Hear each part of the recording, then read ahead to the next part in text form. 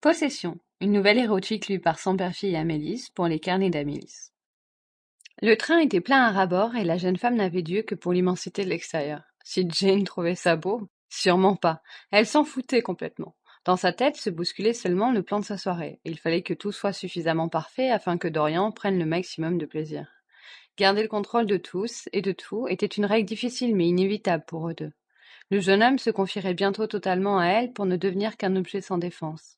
C'était son rôle à elle de penser à tous les petits détails, des petits détails qui la rendaient déjà brûlante. Les images se bousculaient et le relief du paysage complice, ses collines, ses vallées, ne l'aidaient vraiment pas à se calmer. Jane était une maîtresse expérimentée. Elle savait exactement ce que désiraient le plus les hommes soumis comme Dorian, mais une part d'elle voulait vivre quelque chose d'extraordinaire avec le jeune homme. D'un geste sûr et élégant, Jane lui envoya un texto sans équivoque. Elle voulait qu'il soit aussi tendu qu'elle.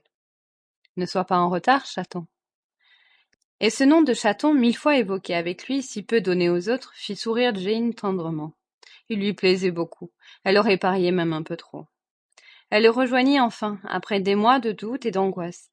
Des mois où elle avait dû réfléchir à chacun de ses messages, à le tenir suffisamment en haleine, à passer d'une simple fille sur un site libertin classique à la femme de ses fantasmes puis à la maîtresse parfaite. Et Jane savait que ce serait le week-end le plus intense qu'elle n'ait jamais créé pour un chaton. Le tout premier pour lui, celui qui devait le marquer pour le restant de ses jours et l'attacher à elle comme une corde invisible. Jetant un regard rapide sur les hommes autour d'elle, Jane se dit que vraiment ils ne savaient plus se tenir. L'élégance ne devait pas leur dire grand-chose à ces animaux-là.